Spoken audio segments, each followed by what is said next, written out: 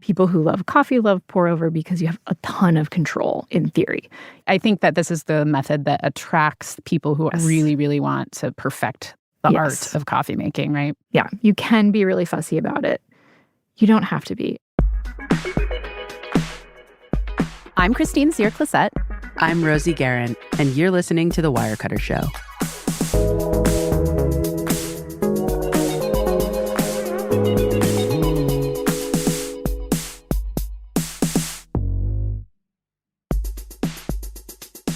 Christine, the star of today's episode is coffee. One of your favorite things. The most essential drinks of life. There's just so much to explore when it comes to gear and coffee. And truly, I think a great coffee setup can improve your life in a lot of ways. I know you think that. I am a strong believer of this. So yeah, I'm pumped. And we have a really great guest today. Marguerite Preston is our editorial director who covers all of our kitchen coverage. She has tested a lot of coffee gear. She just knows a ton about it. And so we're going to bring her on and she's going to help walk us through the meaningful upgrades you might make in your coffee setup to dial in your morning brew. Level up. So cheesy. That was such a cheesy way of saying that, but it's true. It was very it was very coffee commercial. Talk, yes. I like it. I like it very much. And I really like Marguerite. She's been on the show before talking non-alcoholic spirits and ice cream sandwiches. We also have something extra this week. We're going to release a bonus episode on Friday all about how to choose coffee beans you actually like. That's with the experts over at Coffee Project New York. It's a really great companion to this episode where we're mostly focusing on gear. So you can look out for that bonus episode this week. Okay, Marguerite Preston after the break.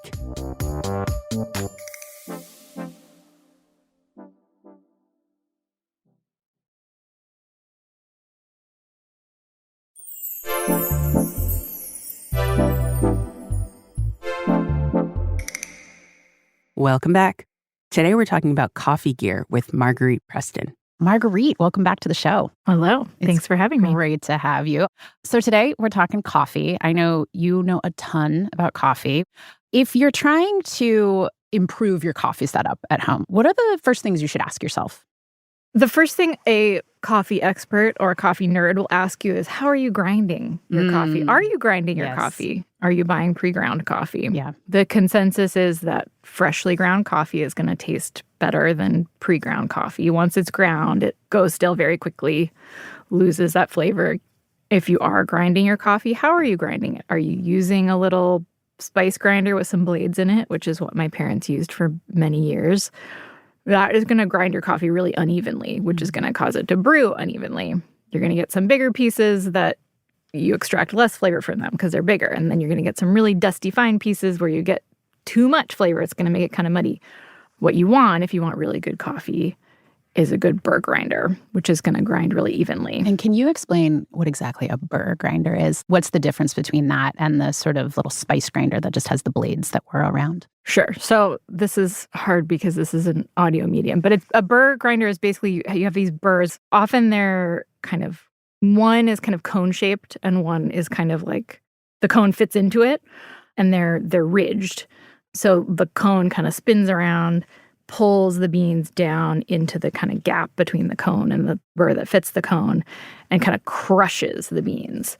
And you can adjust it so there's more or less space between the two pieces, the two burrs, and that changes how finely or coarsely your coffee is ground. But the way it's crushing, it's not kind of like randomly chopping into different size pieces. It's crushing into a relatively specific size. Right. Okay. And so beyond how you're grinding it, what are some other things people should think about or ask themselves when they're thinking about upgrading? I mean, you could just think about the coffee that you're buying. Mm-hmm. Fresher beans are going to taste better. So if you're buying beans from a grocery store that are kind of like have been sitting on a grocery store shelf, they might have been sitting there for a while. They might be kind of stale. And there's different qualities of beans, too. A cheap grocery store roast, the quality of the beans might not be great. The quality of the roast might not be great. And that can give you kind of a lot of off flavors, which are anything from like kind of scorched, it's over roasted, to coffee experts will have all kinds of like words to describe the hop flavors. Super nerdy, super deep. One question before we're going to talk a ton about gear, but I do wonder when you want to make a good cup of coffee, how much of it depends on the quality of the beans and how much of it depends on the quality of the gear? Like if you have great beans that are ground in a nice way and you have a cheap coffee maker, are you going to get a decent cup of coffee? So it's hard because it really is both. And of course, it depends on your taste, too, and your preference. Like, you might have a coffee that you really like, and maybe it's not a super fancy coffee. But, like, on balance, I think if you have bad or low-quality beans and you brew them in a really nice brewer, the end result, like, might be sort of, like, qualitatively better than what you would brew in a cheap brewer. Like, you might... If you were a real sort of expert taster, you might taste it and like get a wider range of flavors or get a more, and if you would grind them on a really nice grinder, you would get sort of like a more even flavor, but the flavor itself might still not be very good. I bought our Burr grinder. It's the Baritza, is that what it's called? Baratza. Yeah. I tried it out. I had one from work and I tried it out before I bought it. And I actually did not like the coffee that I made with it at all. And I assumed that, maybe I just don't like coffee that's ground in a Burr grinder. But I think it was because I had a cheap coffee maker at that time. So I was using a Burr grinder with some decent beans, but did not like the coffee it produced. What didn't you like about it? It was kind of like too sour or something. And maybe I just had not evolved yet. I was not ready for that quality of, extracting that level of taste from my beans. But I do think that's something to keep in mind if you are going to make the switch to a Burr grinder. You might want to like play around with the beans or, what are you brewing it in? Yeah, definitely. And, like to be fair, some of these really fancy coffees are not for everyone. They are too sour for people. Yeah. They're very like acidic and floral or fruity or whatever. And they lack the kind of like chocolatey, rich undertones that I think a lot of people like from coffee. And, they can be really beautiful and lovely, but like if that's not what you're expecting or that's not what you want, like it's fine if that's not what you want. Okay, so putting espresso machines aside for now as we talk about gear, what are the best options to make a really good, consistent cup of coffee every morning? There's a few ways you can go. And the sort of decision tree is all about how much you want to spend and how much effort you want to put into making your coffee taste good. The baseline, the kind of like easiest route is a coffee brewer, a nice drip coffee brewer. The good ones, the ones that will brew a really kind of like nuanced, delicious pot of coffee are very expensive. How expensive are we talking? I think in our guide now, our top picks are over $200. Okay. The Technivore Mocha Master, which is one of our top picks. That's yes, my favorite. We all know. I went from like the cheapest coffee maker we recommended to the Mocha Master because I was like disgusted by the coffee from the cheap one, and it's very nice. Yeah, it's great, but it is in the $400 it's range. Expensive. Yeah. So there's that. And then, you're thinking about the cost of that. Plus, if you're being really serious about it and you want a coffee grinder, like coffee grinders are also expensive. There's a couple ways you can save a little money in the kind of grinding portion of it, which is you could get a manual coffee grinder, which is just a little hand crank thing. The one of those we recommend now is very good. It's still like expensive for, I think, what it is. It's like in the $100 range. But the plug-in ones are like a couple $100. You could also go to a good coffee shop and ask them to grind the beans for you. Beans you've bought from that beans you've that bought store, from that right? coffee shop. Not Don't be in... rude. Don't show up with your Starbucks. Stop at the Acme. Head in. Yeah, and the difference there is you'll go into a grocery store and there'll be those big coffee grinder machines where you can kind of buy your bag and grind it there. Those are not the greatest because how often they get cleaned is questionable at best.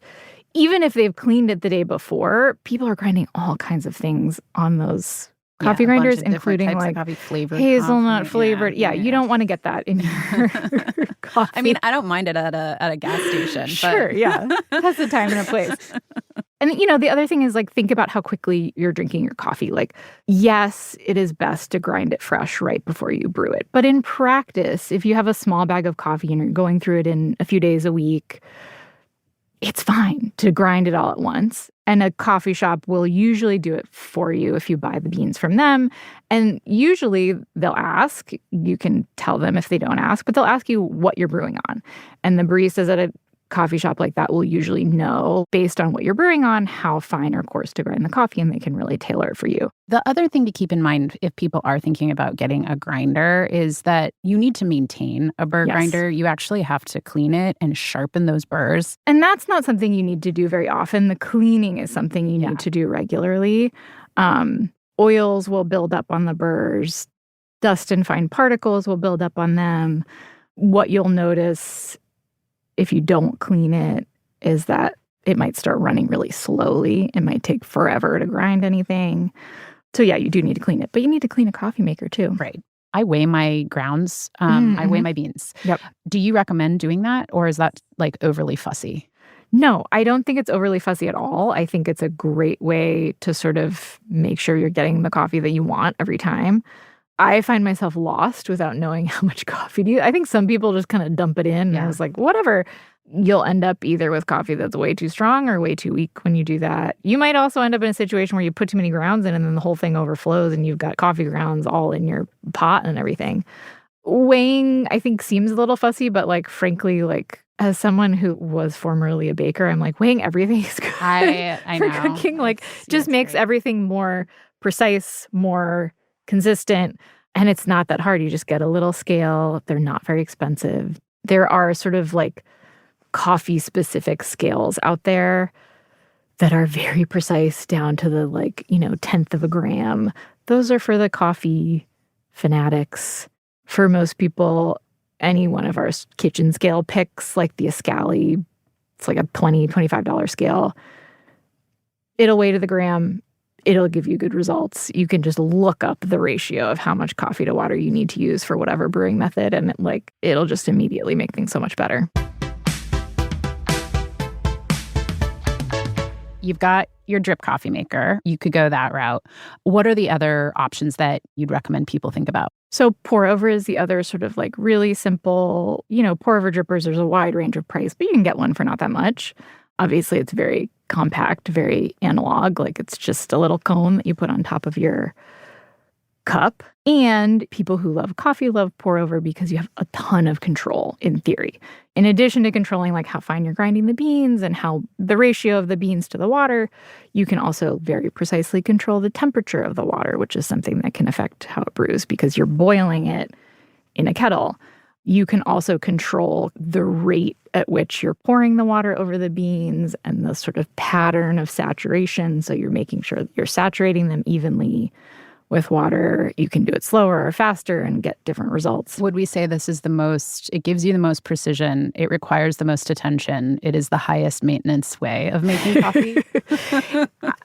Yes. Besides espresso, maybe. Yes, with the caveat that, like, you don't have to do all that. You don't have to care. I'm living proof that you don't. I dump a bunch of water on there and walk away. I do that. I've done the same thing.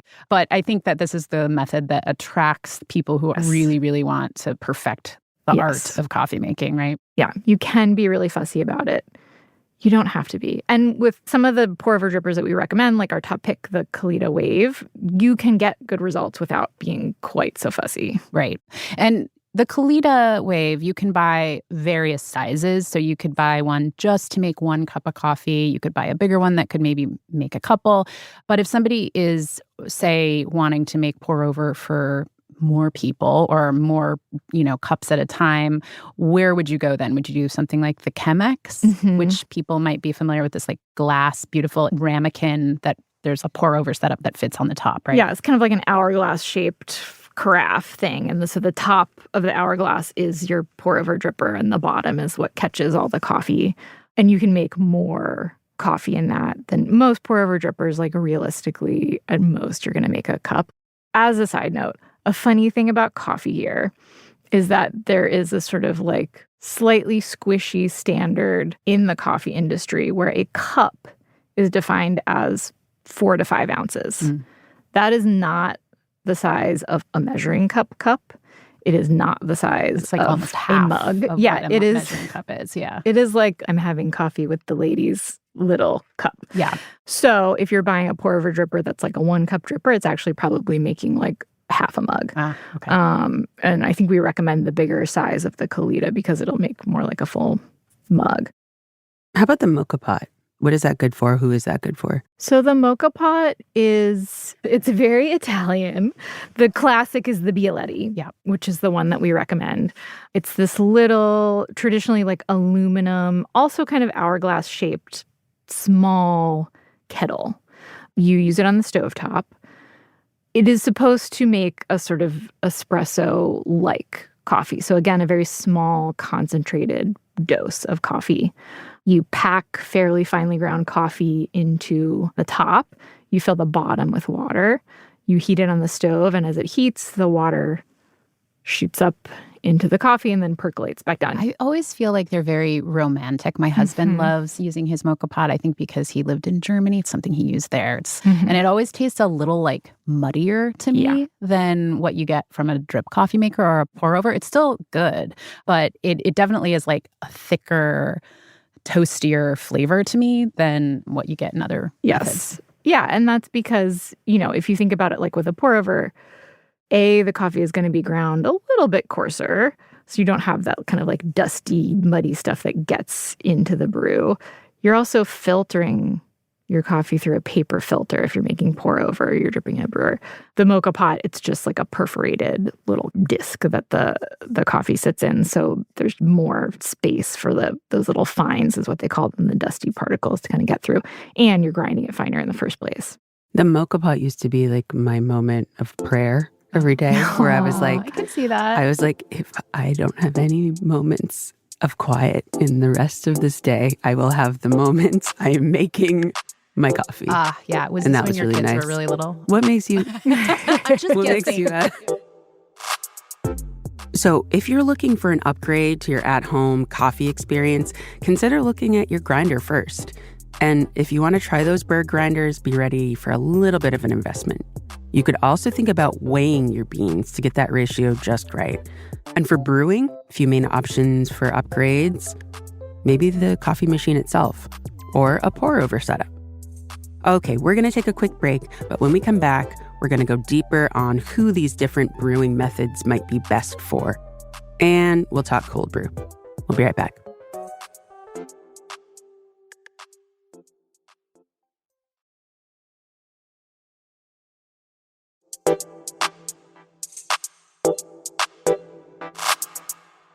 We are back with Wirecutter's editorial director, Marguerite Preston. So far in this conversation, we've talked about a few of the pieces of gear you can invest in to level up your coffee game. But there are a lot of options. So now we're going to talk about how to decide which method of making coffee might be right for you. Let's focus on the drip coffee makers first. Who is this for? Who should be getting a drip coffee maker and why? The drip coffee maker is for lots of people. Maybe it's just because you want to make a lot of coffee in the morning. You live in a multi-person household. Even, like, frankly, a 2-person household, you might easily go through a pot of drip coffee. It's also just easy and convenient. Unlike most of those other methods, you do have to wait for the coffee brewer to brew. And in theory, you have to set it up.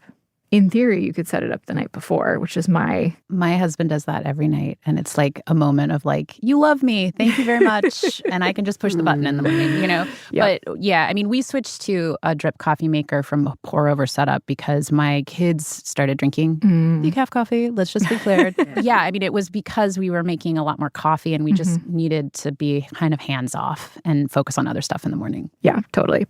I will say the downside of a coffee machine is that it takes up a lot of space on your countertop. So if you are somebody with a kitchen that is just a tiny kitchen or you really hate visual clutter, it could drive you to not want to have this type of thing in your kitchen. But I have a small kitchen and I prioritize having the coffee maker out on the counter. Totally. With a drip machine, what is going to distinguish a good one from a mediocre one? And why would you want to spend a little bit more? The good ones are better at sort of controlling all those factors that you would want to control if you were making a pour over.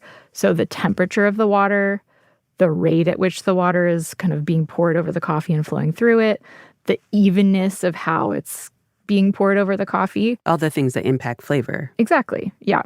One thing that we look for, although it's not the be-all, end-all, like there are certain machines that are Specialty Coffee Association certified.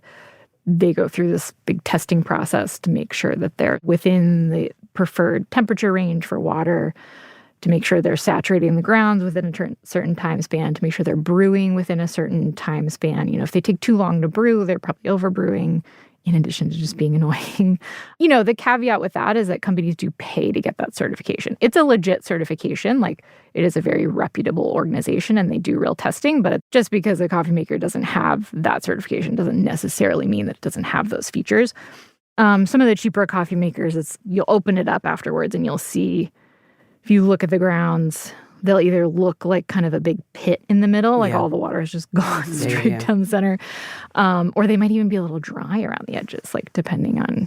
What about the carafe? My Mocha Master has a thermal carafe, so the coffee just goes into it. There's no heating device underneath of it, and it just stays warm inside the carafe. Versus other coffee makers, they have like a glass carafe that is sitting on something that's heated. What's your thought on those two methods? Yeah, so historically, we at Wirecutter have preferred and recommended only thermal carafes. That's for a couple of reasons. One is just kind of the durability factor. Like, those glass carafes can break. And usually, you know, you can replace them. You should be able to, but it's an annoying thing to have to drop money on. The bigger thing is that a thermal carafe, if it's good, will keep your coffee hot for several hours, up to 4 hours. But it won't continue to heat it up the way a hot plate will. If your coffee is sitting on a hot plate, you're going to get that kind of gas station effect where the coffee's been sitting there for a long time and it starts to scorch. It really changes the flavor of the coffee. We don't fully dismiss glass carafes at this point. We do recommend the Mocha Master that has the glass pot. We found that the temperature control is actually pretty regulated and good, and it doesn't scorch the coffee. And it's also kind of a use case thing that you can think about, where the thermal carafe is harder to clean. You can't do it in the dishwasher. You have to do it by hand. Otherwise, you'll kind of break the thermal seal. Glass one you can throw in the dishwasher. If you are drinking your whole pot immediately, like, it doesn't matter. It's not going to scorch. Like, don't worry about it. Like, obviously, we want durability. Like, the more expensive machines we recommend come with at least a 2-year warranty. The Mocha Master comes with a 5-year warranty. You're spending a lot of money on them and using them a lot, so they should be able to, like, hold up. Who is Pourover good for? You spoke a little bit about the idea of control, that maybe you can get a smaller setup versus with drip you're getting more than likely a handful of cups of coffee. But what's your thought about Pourover? Yeah, well, I think it goes two ways. It is for the person who wants like the maximum control. If you're someone who likes to try out different beans and kind of like experiment with parameters and see kind of like, how do I make this taste better? Or how do I sort of adjust to like bring out more of the chocolate notes or bring out more of the berry notes or whatever. Pourover can be really fun. Like, it can become kind of a hobby where you're sort of figuring out how to capture the nuance of all these different beans that you're trying, or just, you know, figuring out how to get exactly the cup of coffee you want every day. But it also doesn't have to be that. It doesn't have to be that fussy. You can still get a pretty good coffee if you're like a little bit blasé about it. Again, as long as you're like grinding it well and measuring your beans and your water, it can just be like, make a good cup of coffee. And in that case, then it's like certainly a lot less expensive than a drip brewer. It takes up a ton less space. And it looks cool. And it looks nice. Yeah. And you can bring it with you. You know, maybe you don't want to bring like a ceramic pour-over dripper on a plane in your luggage, but like there are metal ones you can buy that. I'm long-term testing with a metal Kalita Wave, and I take it camping because it's just, you can throw it in the gear and it's all good. So there are a lot of different shapes of these pour-over, what do you call them? Like drippers? Drippers, yeah. Yes, the drippers. There's ones that have flat bottom. There's ones that are more of a cone. What do you think makes a good pour-over? So we actually recommend, in total, across all of our pour-over dripper picks, we recommend kind of all the styles, like all the different shapes. I think there's really kind of like 3 primary shapes. There's one that's like It's a cone, an inverted cone, but it has a flat bottom instead of a pointed bottom. There's one that's just an inverted cone that has a pointy bottom. And then there's one that's shaped rounded around the sides, but it's basically like a triangular prism. Like it's the shape of a sort of drip brewer coffee filter, which is not conical. And the advantage to that one is that you can just buy filters at the grocery store. Exactly. Right? And the other ones are all using proprietary filters that you have to buy separately, which can be kind of a pain. That's something to keep in mind. If you're not willing to go to Amazon or like a specialty coffee shop to buy your filters, you might want to get one that is that shape, that last category. Yes, and that is why we recommend one of those. I think in our testing, the coffee that it produced wasn't quite as, nuanced and wide-ranging and kind of beautiful, but it made a good cup of coffee and it's much more convenient. And you can get a sort of Melita Pourover dripper like that for really very little money. Of the other two shapes, so the Kalita Wave is one that has a flat bottom. And the reason that's our top pick is that the flat bottom, it holds the water in the dripper a little longer. It's not just like funneling directly through and out that hole. It helps sort of the water distribute evenly through the beans, even if you're not perfect about your pouring. So it's much more consistent. It's much easier to control. It's a little more beginner friendly, and it makes a really lovely cup of coffee. The conical shape, like the Hario V60, which is what we recommend, is just a little more advanced. Like the water will flow through it pretty quickly. You have to pay more attention to how you're pouring.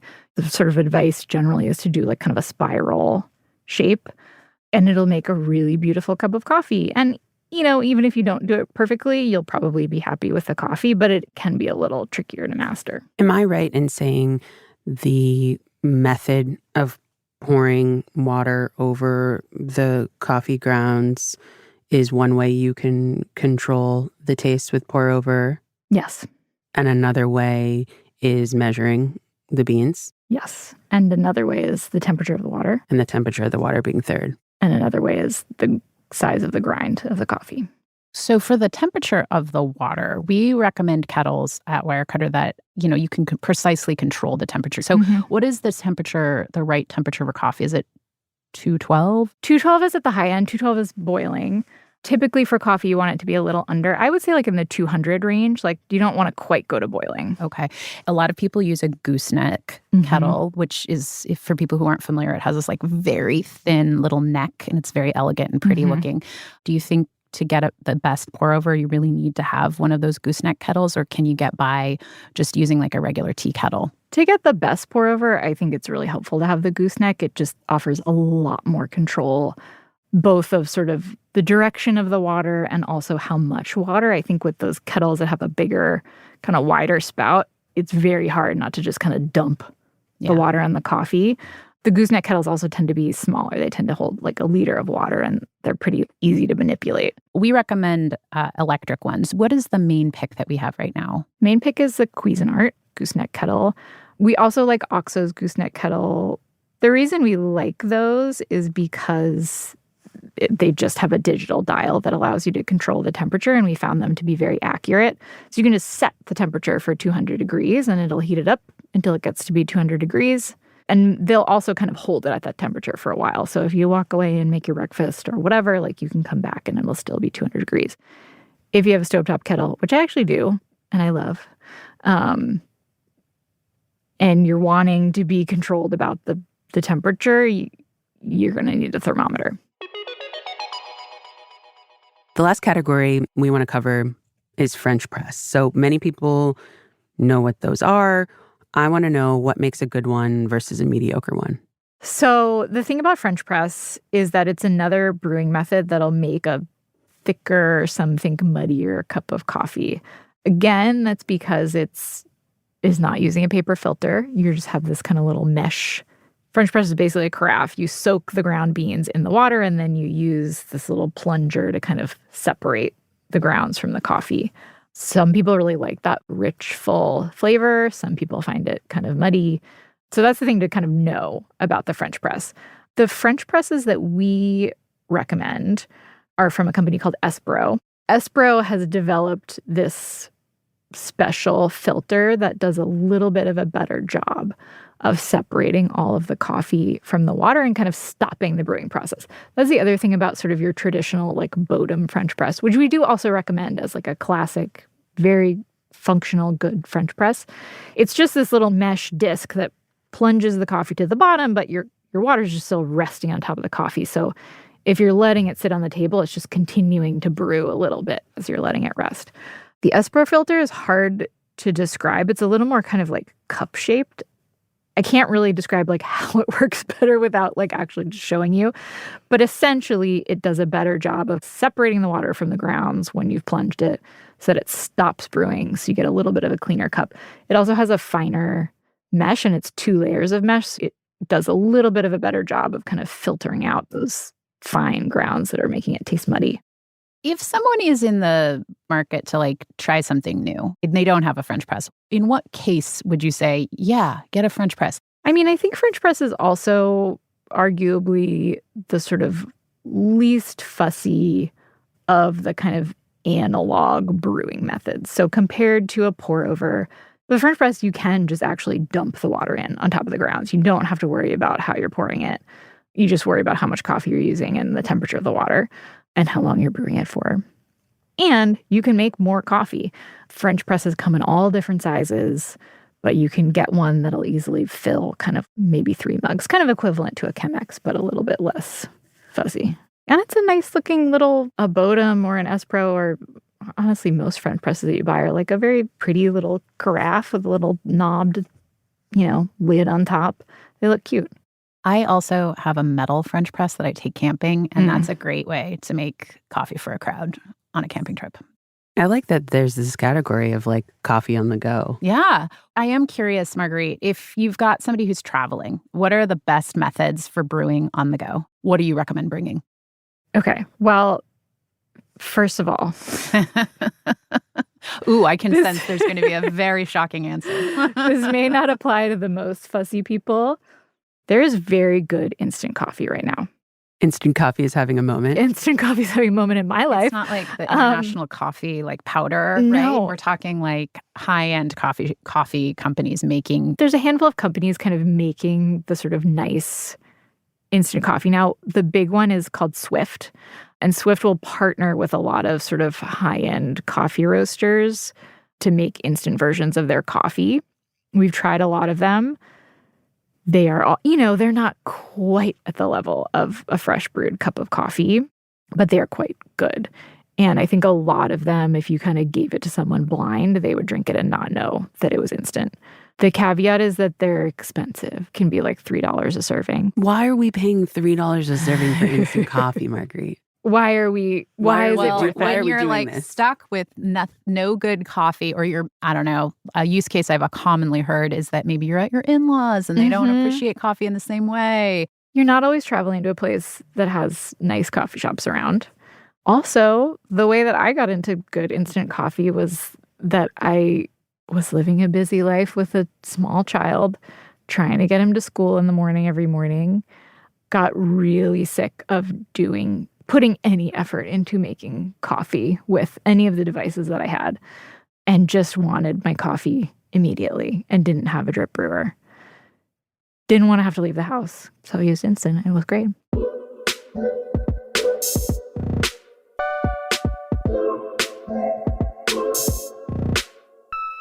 All right, final question. Tell me about cold brew. Does this spark joy for you? What's the deal with cold brew? It's not just for summer, I know that. I am a big cold brew proponent. And that was a leading question. I know. And there are reasons beyond just that, like, it tastes good and it's the only kind of coffee I want to drink in the summer. But the great things about making cold brew at home, it really solves that problem of like, oh, I have to make coffee every morning. You make a batch of cold brew concentrate, and it's concentrate that, these brewers that we recommend, OXO is the top pick. There's also Filtron, which is what I use at home.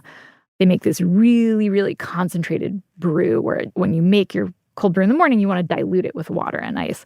So you'll get like a little carafe of it, and it'll last you a week, 2 weeks, depending on how much coffee you're drinking. I love summer because I don't have to think about making my coffee. I just pour it into the cup. The other cool thing about cold brew, it is very cost effective for 2 reasons. One, the way cold brewing works, you're pouring cold water over the coffee, letting it sit for a while.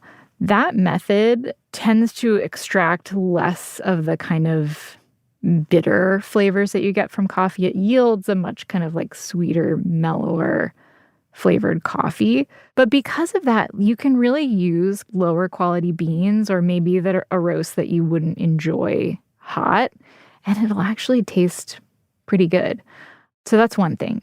You can also double brew your cold brew. Wait, what does that mean? Okay, so what I do, you make your brew, you do the ratio of water to coffee that they recommend. You let it sit for the 12 hours or whatever it is. You drain it, then you refill it. And it's better to do a little bit less water the second time around, but you just do the whole process over again with the same beans. Is the second brew just as strong as the first one? No, so it'll be a little weaker. What we like to do is just mix it all together, and it makes like an overall slightly less concentrated concentrate. But these cold brew makers make like such a concentrated concentrate. The whole kind of like rocket fuel trope is like, that's what it is. So like, you mix it all together. It still tastes good. Again, you're kind of like not getting as much of those kind of like bitter off flavors. It's a little less concentrated, but still concentrated enough that you want to add some water or milk or whatever. And it lasts almost twice as long. Marguerite, thank you so much. Yeah, happy to be here. The coffee episode. It's finally happened. Coffee lovers everywhere. You're, I'm sure, just thrilled. What are you taking away from this one? Well, okay, my mind is blown that you can brew coffee grounds twice for cold brew. I would have thought that that was a no-no, but apparently not. So that's pretty cool. Not in the Marguerite Preston household. Yeah, I'm going to try that this summer. And then, I don't have a gooseneck kettle, and I've always kind of wanted one, and I think it's time. I think it's time to get one. I won't lie. It feels good in the hand. I like the controlled pour. It just makes you feel kind of nice. Yeah, and it's also really pretty. So that's true. My takeaway from Marguerite, and she's told me this offline, she's told me this on this show, don't forget to clean your stuff, your grinder, your machine, all of it. Yeah, it's true. You got to do it, people. It's the worst, but she's not wrong. All right, that's it for us. If you want to learn more about any of the products we recommended today, check out our website. As always, we'll link everything in our show notes. And don't forget to check the feed on Friday for our bonus episode about choosing coffee beans. What does it mean when a bag of coffee says that it's going to taste fruity or chocolatey or like figs on a hot summer day? How do you find something you actually like when you take it home? We'll talk about it with Coffee Project New York. Thanks for listening. The Wirecutter Show is executive produced by me, Rosie Guerin, and produced by Abigail Keel. Engineering support from Maddie Mazziello and Nick Pittman. Today's episode was mixed by Catherine Anderson. Original music by Dan Powell, Marian Lozano, Elishabeth Etup, Rowan Nemisto, Catherine Anderson, and Diane Wong. Cliff Levy is Wirecutter's deputy publisher and general manager. Ben Fruman is Wirecutter's editor-in-chief. I'm Christine Cyr-Clisette. And I'm Rosie Guerin. Thank you for listening. I am tired of fussing with the AeroPress every morning. Like, You could have ended the sentence with, I'm tired.